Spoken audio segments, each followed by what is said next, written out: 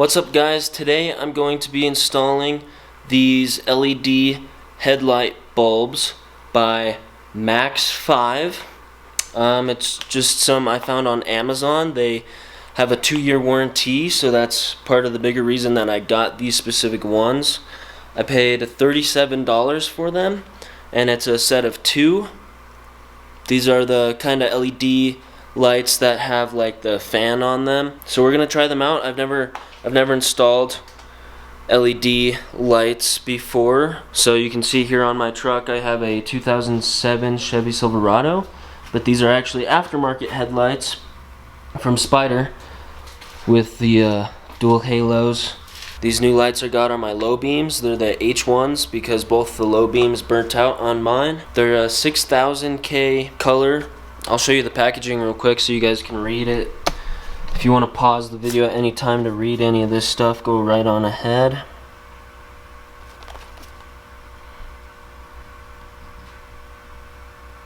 But I'm going to be trying to make this a pretty quick and simple video. The installation is pretty complicated, and it depends on every vehicle. It's different, so I just recommend if you guys are doing this yourselves and you don't know how, just look up a different YouTube video on like your specific model car and how to do that. Here's the Amazon listing if you guys want to find these exact ones. They're $35 with tax. It's like $37 or $40.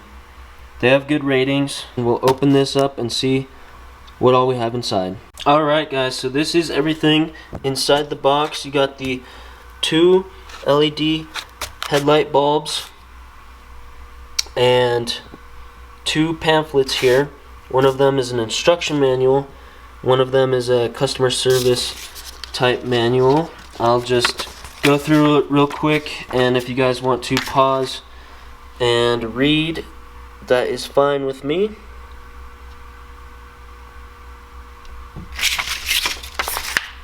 Some frequently asked questions. If you guys have any questions, this might help you.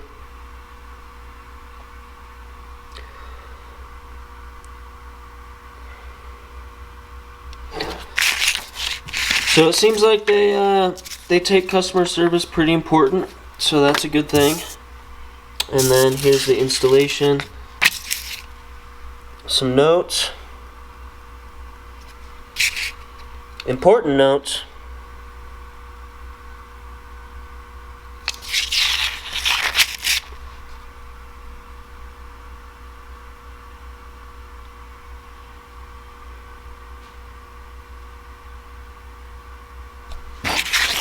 Pretty straightforward here. So these are the LED bulbs themselves.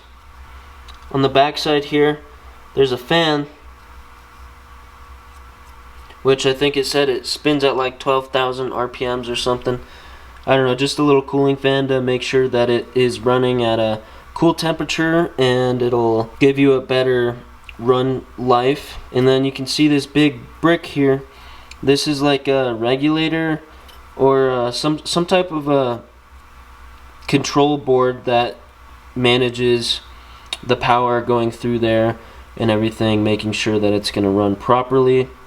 So we'll have to find somewhere to put that when we're installing it, and this is going to be bigger than the bulb, the halogen bulb that I'm taking out, so we might have to come up with some fancy stuff to make that work out. Alright, so I just disconnected this main wiring harness and took the whole thing out. It was really simple. I didn't have any tabs to pull, maybe because it's broken. Usually they have a tab, but I just pulled it apart and it came nicely.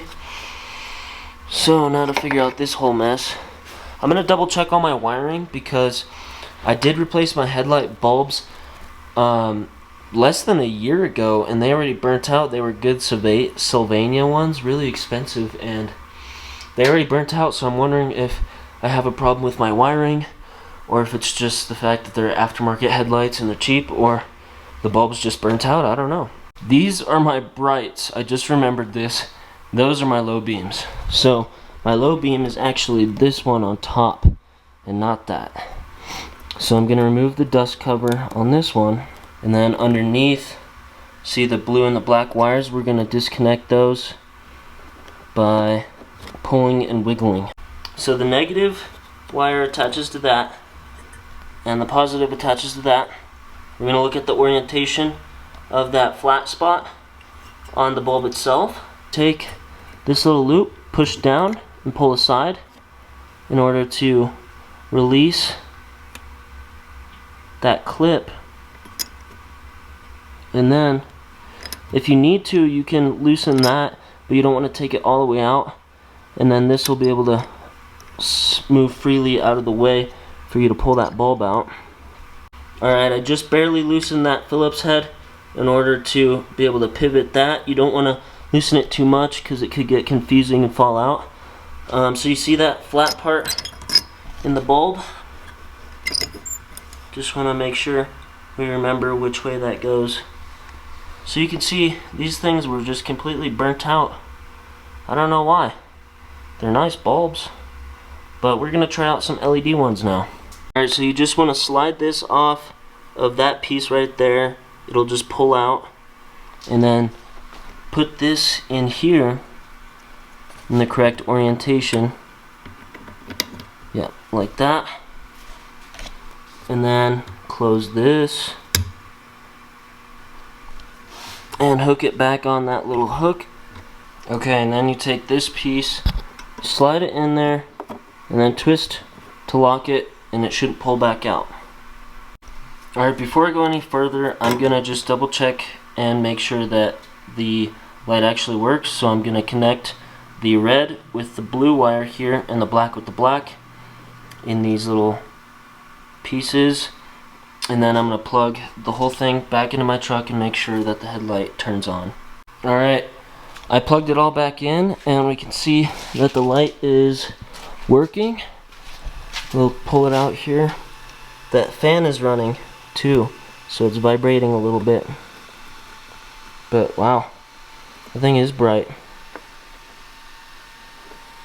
Alright, so I pulled the whole thing out. In order for this thing to fit in the assembly and still use this dust cover, I'm going to need to cut with a utility knife a hole in this dust cover so I can fit this brick through it. So cut the hole as big as this so you can fit that through it, and then I'll pull the wires through and figure out where to probably just like wrap them together with a twist tie. Okay, I actually ended up cutting the top part of this rubber boot so that it doesn't interfere with this fan. So I just cut a circle. I suggest using scissors because a razor blade, it is actually kind of hard to cut through that rubber and it's dangerous. Be easy to slip and cut yourself. Now I know it kind of defeats the dust purpose. I'm not too worried about contaminants getting in there, and if they do, I'm not sure how it will really affect anything. But if there is a bad thing, I'll have to update you guys in another video, so make sure to subscribe to my channel so you guys don't miss that. Going into here, just duct taped over the connections. I know that's not ideal either. I don't know, just didn't really want to put more effort into it, honestly. And then ran the wire into here where that plugs in. This is the original plug-in, and then this connects to the final harness. So this is all I have to plug into the actual truck. All this wiring is for like my LEDs and stuff, my daytime running lights and the halos, so, and the park lamps, just everything. It's kind of a mess. I'm gonna go ahead, put this in, make sure it works, and then I'm gonna do the same thing on this side. Hopefully much faster and more efficient. So I'm just about to put the second headlight in. I got the first one in, everything's working. I just want to remind you guys, when you're doing this, to keep checking that they work before you finish everything up. So what I mean by that is, before you duct tape the wires, you want to plug everything in, hold it up to the truck, plug it into the truck, and turn the lights on to make sure that everything works. Use your turn signals, your brights, make sure everything's still working, and then you can finalize everything and then install them. But before you put all your bolts and everything back, I would check them again just to double check, make sure everything's working. because it's just a pain in the butt if you put everything back together and then you go to turn them on and they don't turn on and you gotta take everything apart. So pro tip. I finally finished. Took me at least 3 hours, I'd say. That was a pain. It was not fun, but finally got them done. Hopefully it's worth it. We're gonna pull my truck out of the garage and see what they look like outside. Alright, so this is just my low beams, and you can tell already they look good. I don't think I'll have to adjust them. So that's with my high beams. My high beams are still halogen. I know it's kind of ugly, but I'm not about to go through what I just did to replace those two, especially if they're not burnt out already. So let's go down the road a little bit. Yo, there's a whole bunch of elk out here. Can barely see them. Wow. Alright, going down the road. They look good. I like the color. Pretty bright.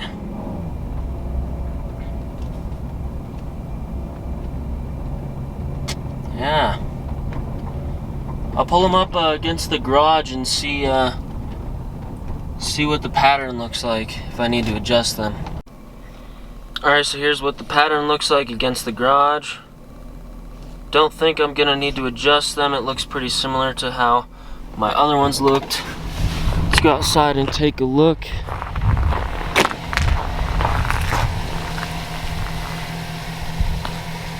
Definitely helps make the truck look a lot more modern. Oh, great. Ah, jeez. My halo lights aren't working now.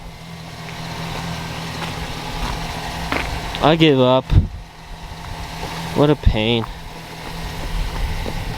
But the LEDs look good. Nice and bright.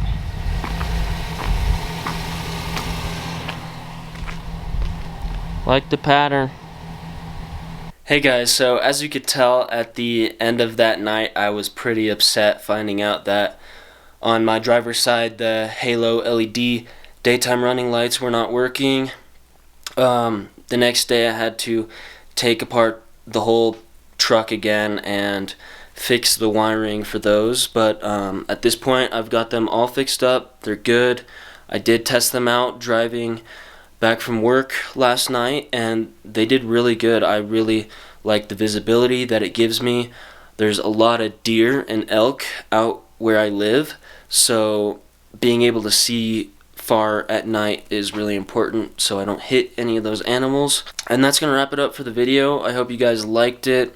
If you guys have the same truck as me, a 2007 or whatever that generation is, that whole generation, it'll work, of the Chevy Silverado 1500s, I will be posting a video on how to actually take the headlight housing out, so you guys who have the same truck as me can go check that out and see how that is exactly done. Make sure to subscribe to my channel so you don't miss out on my content. Also, don't forget to leave a thumbs up if you enjoyed this video or if it was helpful to you. Thank you guys for watching, and I'll see you next time.